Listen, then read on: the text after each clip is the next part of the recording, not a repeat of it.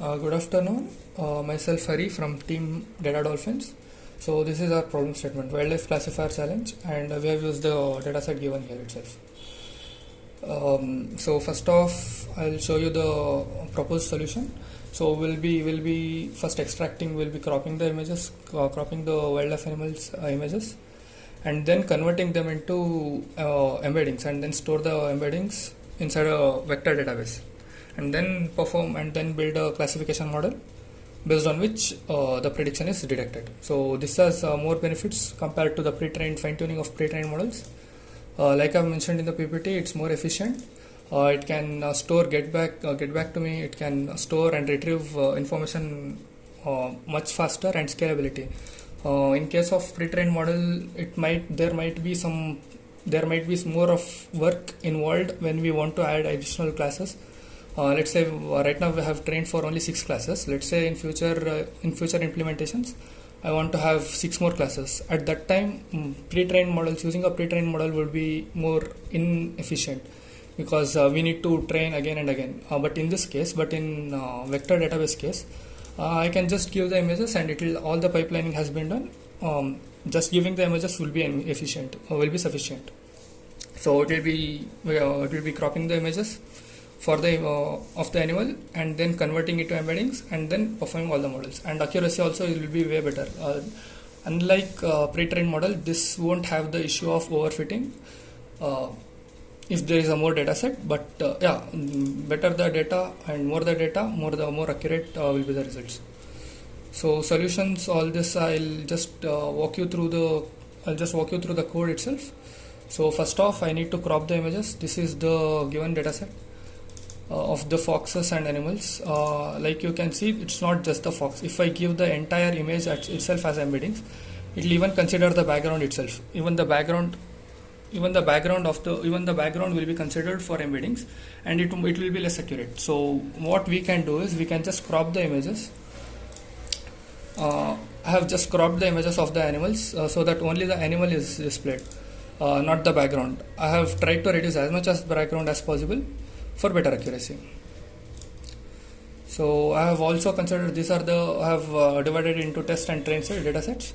I have divided it into test and train dataset, and I have considered some samples where there are some not normal images, if I have to say. Like this image is not complete image, as the background is kind of there is no much of image, and here the lion itself is not, it doesn't have the features of a lion.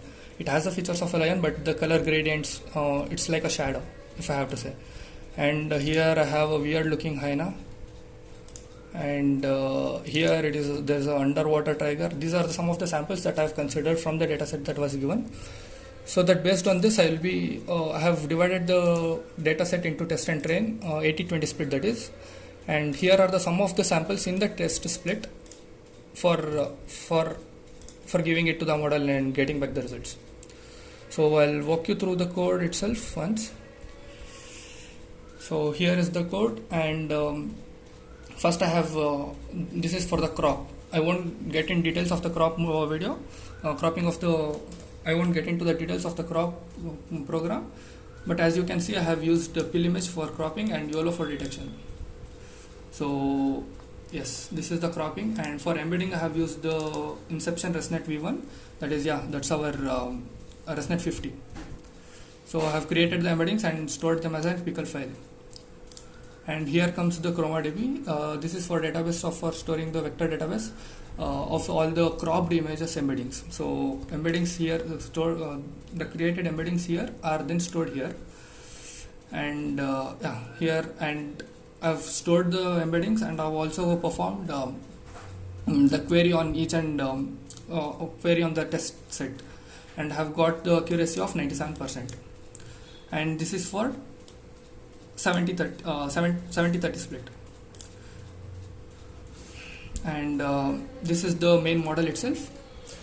First we actually tried for live detection. That is, once the code is run, there will be a video camera switched on, web camera that is switched on. If I display some animal image, that's, let's say, in my phone itself, it will recognize and it will give me a real-time predictions of that image. But due to time constraint, I couldn't actually complete this one.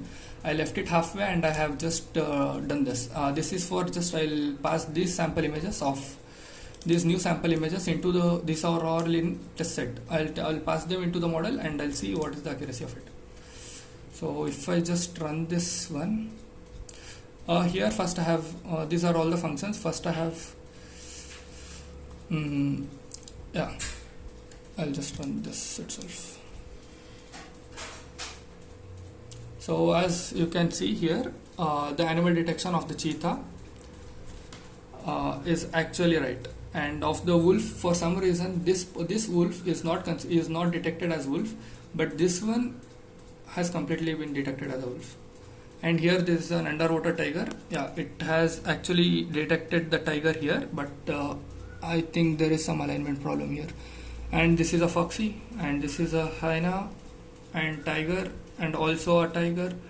This is fox, and this is the hyena. I actually had doubts about detecting this hyena, but yeah, it got it right.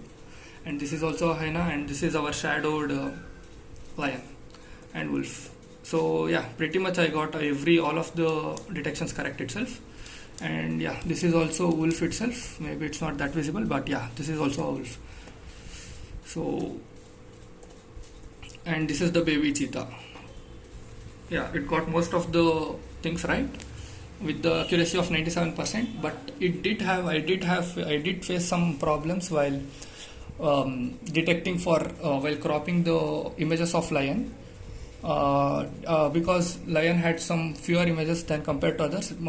It had same number of images, but during the cropping there was some problems. The lion was not detected because due to its fur color is also orange, and the background color, which is mostly soil, it's also not detected. So I did have this. I lost 3% of accuracy because of the lion itself, mostly because of the lion and hyena. So it got confused between lion and fox. It got confused between lion and fox. And yes, that would be my presentation. Thank you.